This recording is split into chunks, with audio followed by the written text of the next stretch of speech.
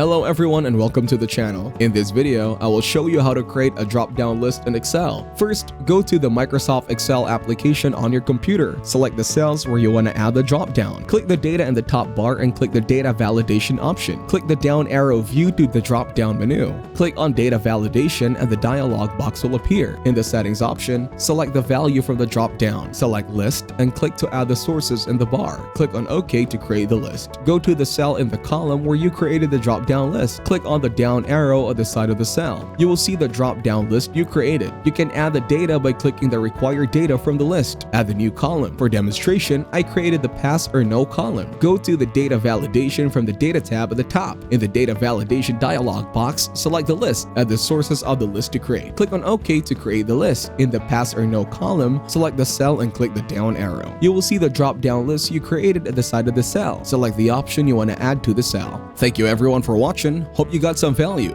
Make sure to like the video and subscribe to our channel. Leave a comment down below. See you in the next one.